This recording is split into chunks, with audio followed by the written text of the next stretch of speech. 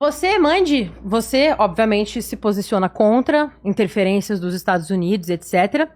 A gente vê diversas vezes o Brasil interferindo em situações internacionais e a gente não vê o esforço da esquerda para ir contra isso, como foi o caso quando governos petistas... E eu sei que você não é petista, mas quando a gente viu governos petistas mandando resgatar condenadas pela Odebrecht no Peru, não teve nenhum tipo de comoção. Então, essa história de soberania nacional ela é meio relativa.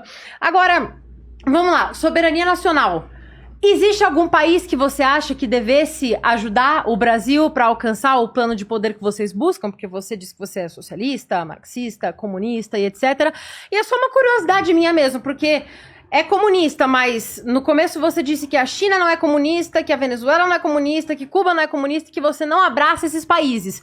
Se eles não são comunistas, o que é um país comunista para você? E onde vocês buscam apoio externo se nenhum desses países com os quais o Brasil tem relação e que dizem ser comunistas são comunistas de verdade para você? Perfeito. Pergunta muito interessante, na verdade. Eu não defendo o país, eu não defendo o governo, não é essa lógica que eu e meu partido raciocinamos. Eu defendo a unidade da classe trabalhadora no Brasil e no mundo. Então, de quem eu tô do lado? Tô do lado da classe trabalhadora, a classe trabalhadora dos Estados Unidos, que inclusive diante do tarifaço do Trump, vai ser onerada lá também, porque o repasse dos custos daquilo que vai... ser impedido de levar adiante com o tarifaço, vai ser repassado os custos para a população.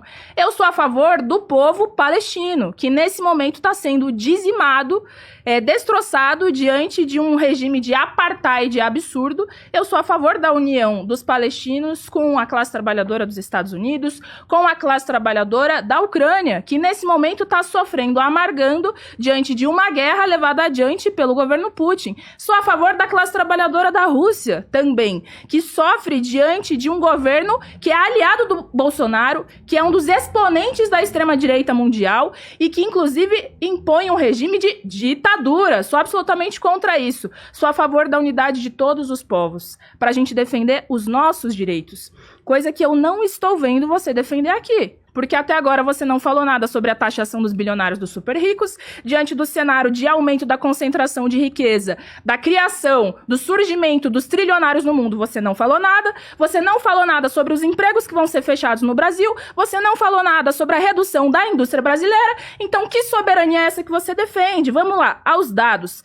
30% de tudo aquilo que é eletroeletrônico produzido no Brasil vai para os Estados Unidos. Como isso fica? Com tarifaço? Não fica, certo?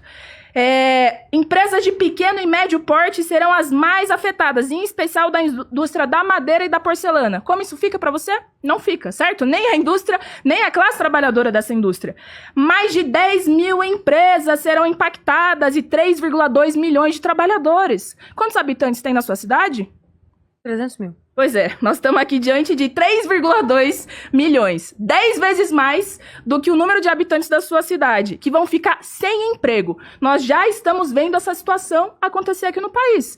Por exemplo, a empresa Taurus, uma empresa de armas de um dono brasileiro do Rio Grande do Sul, que já falou que diante do tarifaço ele vai fechar a sua empresa aqui e vai transferir metade do que ele produz aqui para os Estados Unidos. Como é que isso fica? Como é que fica a vida da classe trabalhadora? Dessa metade dos empregados da empresa Taurus que vão ser mandadas embora por causa de uma medida que você não condena. Que patriotismo é esse da extrema-direita e do bolsonarismo? É um patriotismo fake news. Fake news como vocês. Fake news como vocês. Falou da vacina aqui, Eduarda? Você não se vacinou. Não mesmo. Você se vangloria do Bolsonaro ter garantido a vacina pro Brasil. Mas você só fala isso porque você precisa recuar diante da situação implementada pelo Bolsonaro. Porque você tem medo de chegar aqui, bater no peito na mesa e falar: o Bolsonaro não garantiu vacina, que o Bolsonaro não se importou com isso, e eu, inclusive, não tomei a vacina. Porque você recua, você tem medo, você não consegue fazer os debates como você deveria fazer diante daquilo que você defende. Então, assim, Black Bloc, tudo isso, eu não sou Black Bloc. Não tenho acordo com a tática levada adiante pelos Black Blocs, mas eu defendo o direito de um povo lutar pelos seus direitos. Que foi o que aconteceu em junho de 2013. Foi isso. Eu estive nas ruas em junho de 2013, lutando contra o aumento de 20 centavos na tarifa do transporte, que virou uma revolta generalizada na sociedade e colocou em xeque para a classe trabalhadora a possibilidade de governar. Porque se nós somos maioria, por que a gente não governa? Então, pra casa do caralho, Trump, extrema-direita, todos os governantes poderosos do mundo. Eu quero saber da classe trabalhadora brasileira e mundial mandando, organizando a sociedade de uma forma que atenda aos nossos interesses. Perfeito. Vamos lá, Eduarda? 3 minutos? Você tomou vacina, Mandy? Evidente. Quantas doses você tomou? 3 doses. Todas as 3 foi o Bolsonaro que comprou pra você. Eu espero que você tenha ciência disso. E Todas você as tomou 3 quantas? Nenhuma. Justamente porque ele dá a opção de escolha. Ele dá, não é a revolta da vacina, onde as pessoas vão entrar, arrombar a porta da sua casa e te vacinar à força. Você tem que ter liberdade pra fazer o que você quiser com o seu corpo. Não é isso que vocês falam? Fazer o que quiser com o próprio corpo? Você quis se vacinar, o Bolsonaro comprou a vacina. Você tomou 3 doses. Eu não quis me vacinar. Se eu quisesse, estava esperando por mim no postinho. Eu não fui. Agora, vamos lá. Ah, o tarifaço vai ferrar com a gente. Beleza. Vamos pensar em formas da gente retroceder a questão do tarifaço? Que tal se o STF parar com todas as ilegalidades? Que tal se o STF retroceder na condenação de uma senhora que passou um batom numa estátua e que foi condenada a mais tempo de prisão do que um estuprador? Você acha que um estuprador merece ser menos punido do que uma idosa com um batom na mão, Mandy? Você acha que um assassino, um traficante é menos perigoso do que uma idosa sentando na cadeira do Alexandre de Moraes?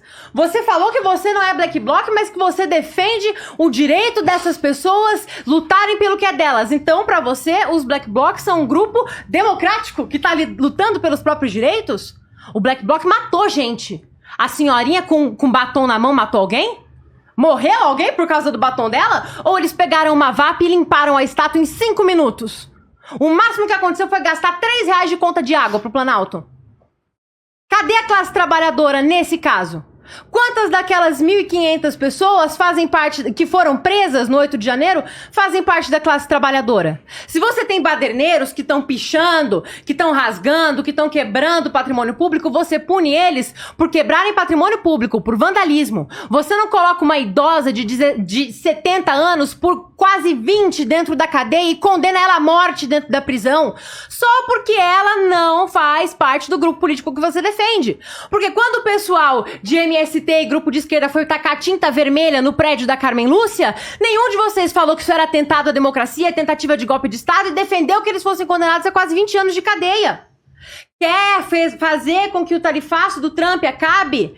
Se junte a nós e peça para que o STF pare de legislar, peça para que o STF pare de passar por cima da democracia do país, porque nós não temos mais um sistema de 3 poderes, nós não temos mais um sistema de pesos e contrapesos, você tem o Supremo Tribunal Federal legislando, um homem passa por cima de 500 deputados eleitos pela classe trabalhadora que você diz que defende. Ele nunca recebeu um voto, mas você não parece se importar com isso. Você não parece se importar 10 segundos, com todas as milhões de pessoas que votaram nos deputados que estão sendo calados e impossibilitados de agir por causa de um único homem que nunca recebeu um voto na vida. Perfeito. Vamos lá. Tréplica. Tá falando do Xandão que não recebeu um voto? É isso que você tá falando? Quantas pessoas você conhece que votaram no Xandão? Não sei se você sabe, mas depois de serem indicados, os ministros do STF são votados pelos senadores. E em 2017, quando ele foi indicado pelo Temer, governo ao qual eu fui oposição absoluta do início ao fim, quando foi indicado pelo Temer, todos aqueles políticos de direita, da base aliada do seu partido, votaram a favor. Bolsonaro nem era presidente na época Tá que ele foi bem, indicado. mas foi 2017. Todos aqueles políticos conservadores de direita, etc., seus amigos, aqueles com quem você faz política hoje, eles deram voto. Então, sem essa ladainha, um homem que não teve voto, teve, dos partidos dos quais você concorda, tá bem? Sabe quem foi a oposição ao voto dos senadores pro Alexandre de Moraes em 2017? O PT. Olha que curioso.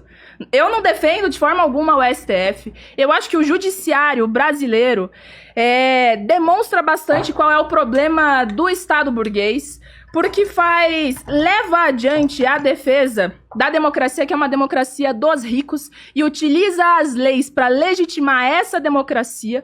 Nenhuma instituição do Estado burguês serve à classe trabalhadora. Todas elas estão relacionadas e aliadas para implementar o programa e a necessidade da classe dominante da burguesia. E o STF é a máxima expressão disso, a máxima expressão de como a lei não vale, a lei vale para defender a classe dominante, etc. Agora, uma baita hipocrisia da sua parte vir aqui falar sobre isso.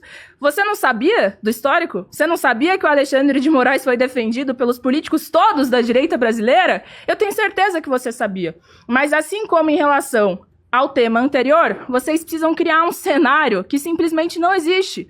Vocês não têm coragem de dizer as coisas como elas são. Porque, inclusive, dizer as coisas como elas são é falar que as vacinas existiram no Brasil apesar do Bolsonaro e não por causa do Bolsonaro. Se dependesse do Bolsonaro, como ele disse, não sou coveiro, tinha todo mundo morrido e sido enterrado nas valas como aconteceu em Manaus. Você não pode falar as coisas como elas são. Por isso que você não disse, novamente, um A sobre a situação de vida da classe trabalhadora. E é por isso que você precisa inventar um cenário em relação ao Alexandre de Moraes, que já foi um dos principais aliados da direita e da extrema-direita brasileira. Eu acho que nós precisamos construir um poder da classe trabalhadora, que não se restrinja, que não se submeta ao que é o judiciário brasileiro, que não se submeta a esse regime parlamentarista, a presidente, etc. Aqui não tem herói. Nós, da classe trabalhadora, queremos de igual para igual, de maneira coletiva, governar todos os países.